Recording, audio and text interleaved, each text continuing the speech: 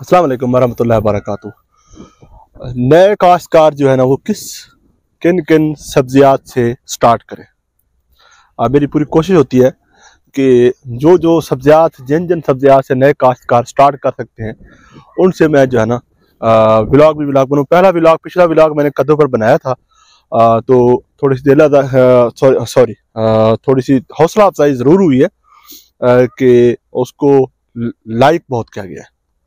देखिए बात पता है क्या है, सब्सक्राइब करें ना करें वो आपका मन है, आपकी मर्जी है, लेकिन जो पोस्ट आप लाइक कर देते हैं ना उससे हमारी हौसला अफजाई बनती है। सब्सक्राइब मूवी अच्छी लगती है तो सब्सक्राइब कर दिया करें, नहीं तो आपकी मर्जी है, वो आप पे डिपेंड करता है। लेकिन लाइक, अगर मूवी अच्छी लगे लाइक जरूर करें, ये आपको जो है ना एक रिक्वेस्ट है ताकि हम फिर दिल करता है मूवी बनाने को, वीडियो बनाने को। अभी जो नए काश्तकार है, पार्ट 1 तो हमारा कंप्लीट हुआ, पार्ट 2 में हम जा रहे हैं कि नए काश्तकार किस तरह स्टार्ट करें। अभी हम जो फसल में मौजूद है वो फसल हमारी करेले की फसल है। ये देखें, अब ये कब काश्त होती है, कौन सी वैरायटी, और बीजे 13 पे हमारी गुफ्तगू होगी इंशाल्लाह ताला। जो एक बड़ा ब्लैक हुआ पड़ा है बहुत ज्यादा, और उसके अलावा जो इसके स्प्रे हैं, खाद है मुख्तलिफ, उस पे हमारी स्प्रे जो है ना खाद पे, और प्रॉफिट कोशिश करूंगा ऐसा ऐसा ये सब कुछ बयान करूं। सबसे पहले तो हमने ये देखना है कि जमीन इसके लिए तकरीबन अच्छी मैरा हो तो ठीक है, थोड़ी सी क्लोराइड यानी पक्के वाटर वाली जमीन भी चल जाती है। काश्तकार हज़रात क्या करते हैं कि इसको बहुत क्लोज लगा देते हैं। तो कम अज कम अगर आप इसको वाटर में लगा रहे हैं तो कम अज कम आपका 3 फुट का, जिस तरह हमारा 3 फुट का फासला है, ये होना चाहिए।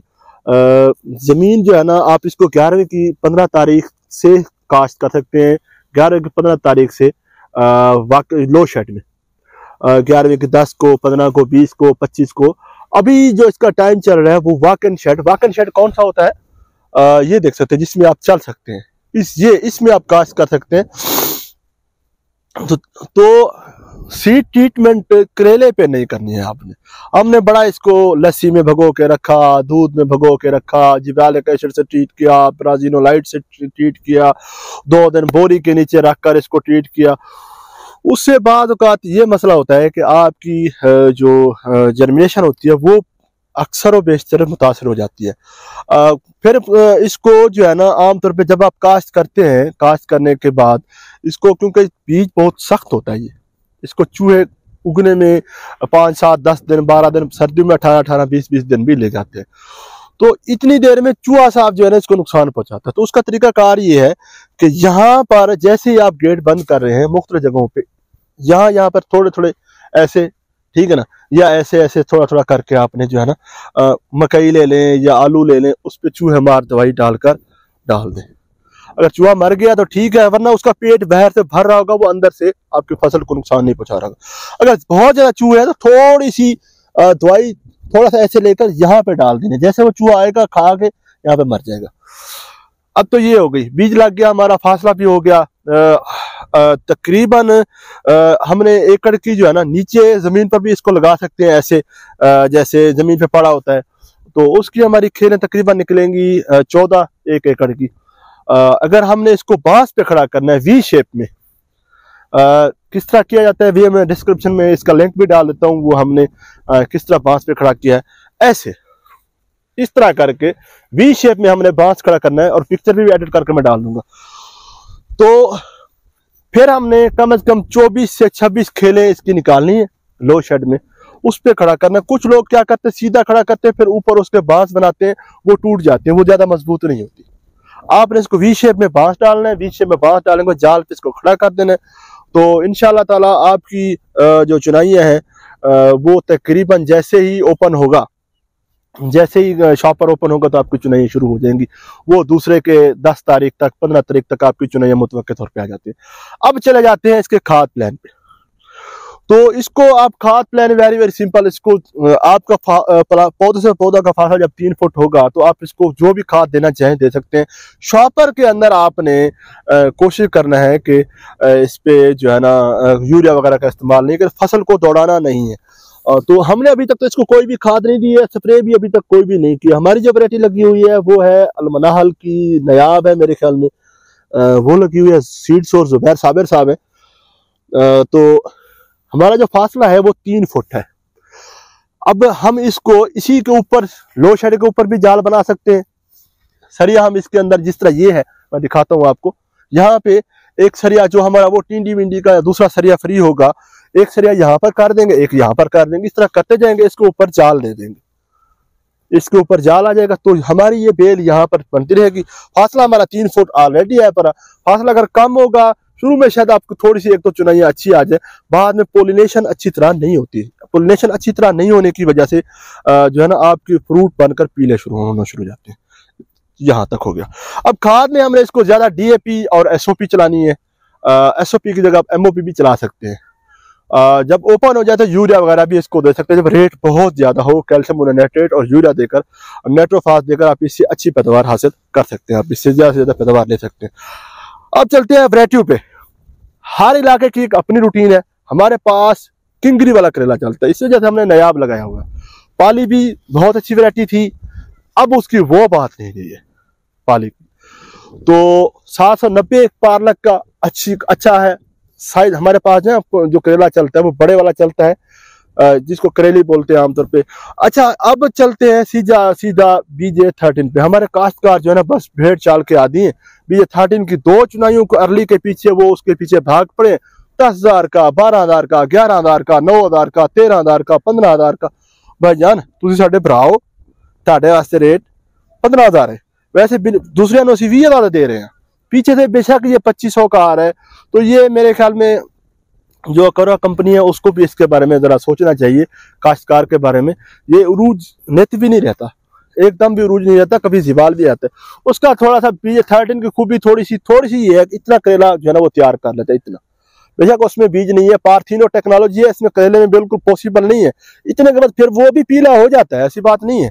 वो ये नयाब हमने पिछले साल लगाई थी 40%। इसने भी जो है ना करेले तैयार कर लिए थे पिछले साल वाकन शेड के अंदर। तो मुझे यकीन है कि इस साल भी तैयार करेंगी।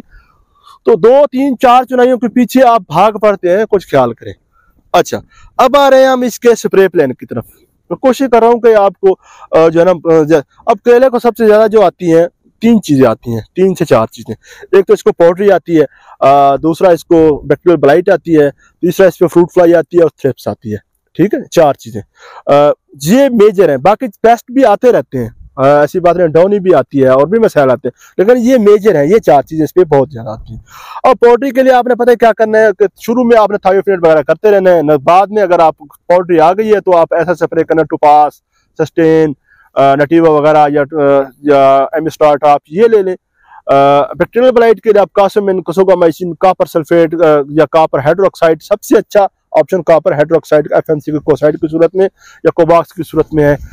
दूसरी कंपनी दे रही है, नाम उसका स्वात एग्रो, वो आप कर सकते हैं। और इसके बाद इस पे जो है ना आती है थ्रिप्स। थ्रिप्स के लिए आपने क्लोरफिनापेर अच्छी कंपनी का ले लेना, बहुत अच्छी, जिस तरह पायरेट है या दूसरे भी है, या स्पेंटोरियम, उसका स्प्रे कर सकते हैं। अब चलते हैं सीधा फ्रूट फ्लाई की तरफ। फ्रूट फ्लाई के लिए बहुत से स्प्रे है, चंद एक का नाम ले लेते हो। अलग से व्लॉग बनाया हुआ है, लिंक डिस्क्रिप्शन में डाल रहा हूँ, देख सकते हैं यहाँ पे फ्रूट फ्लाई किस तरह कंट्रोल करते हैं, ये डाल रहा हूँ।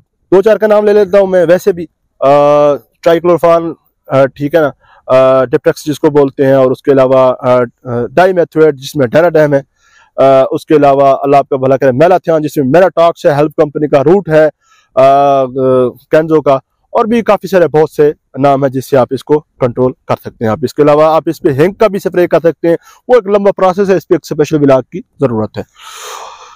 अब चलते हैं सीधा इसकी मुतवक्के पैदावार क्या है। तकरीबन 800 से 1230 किलो वाले बैग आपके आसानी से आ सकते हैं अगर आपकी फसल बहुत अच्छी हो जाती है। अगर आपकी फसल बांस पे है या आपकी फसल इस पे है, सरिये वाले, ये सरिया है, ये तकरीबन 480 यहाँ पे लगा हुआ है। फिर अब जब इसमें आप एक्स्ट्रा करते हैं, अब सरिया के सरिया का फासला जो हमने दिया हुआ है वो है तकरीबन 12 फुट एक सरिया से दूसरे फासले का सरिया, और ये हमने शापर लगाया हुआ है क्योंकि हमें पता है कि मजबूत फसल है ये। तो हमने देख सकते हैं आप, हमारा यहाँ पर ये सारा का सारा हमारा करेला लगा हुआ है, ये और ये सारा हमारा पुराना शापर लगा हुआ है। बेशक आगे हमारा वो देख सकते हैं आप, वहां पर हमारा नया शापर लगा हुआ है टिंडी और तोरी वगैरह पर। करेला मजबूत फसल है और तकरीबन इसकी जो बेल है वो तकरीबन 2 फुट के कहीं की लगभग हुई पड़ी है, 1.5 फुट 2 फुट आराम से है। तो अभी तक हमने इसको स्प्रे वगैरह कोई नहीं किया है। तो अल्हम्दुलिल्लाह चूहों से भी हमारी फसल महफूज रही है। तो ये हमारी सूरत हाल थी जो हमने आपको इंशाल्लाह खोल कर बताया है। कोई भी बात रह गई हो तो नेक्स्ट हम व्लॉग्स में बता देंगे आपको। पीछे जो है ना हमने आपको बताया हुआ है वैरायटियों के बारे में, 2-3 वैरायटियां बताई हैं। कास्ट 888 एक नेशनल सीड की मेरे ख्याल में वैरायटी है, वो भी बहुत अच्छी है। BJ1 भी पिछले साल अच्छी रही है। कुदरत का करना ऐसा हुआ कि BJ कोई फरमान साहब है, उनकी वैरायटी थी, पिछले साल उन्होंने फ्रूट नहीं लिया था। BJ6 था, पता नहीं कौन था, जहन से निकल गया है। तो बहरहाल किरण है हाजीसंज की 905 है, इसके अलावा है हाजीसंज का मेरे ख्याल में है, और शेरली साहब की वैरायटी हैं। वो आप पे डिपेंड करता है कि कौन सी वैरायटी है। गोलो भी मुख्तलिफ जगहों पे छोटा करेला होता है, छोटा गुटका टाइप, देसी गुटका, वो भी काफ़ी अच्छी वैरायटी है। तो यहाँ से मैं आपसे चाहता हूँ ज़्यादा अपना और अपने दोस्तों का ख्याल रखिए। नेक्स्ट व्लॉग में इंशाल्लाह जो मेरी कमियां कोताहियां बता दें तो मैं इनको पूरा करने की कोशिश करूँगा। अल्लाह हाफिज़।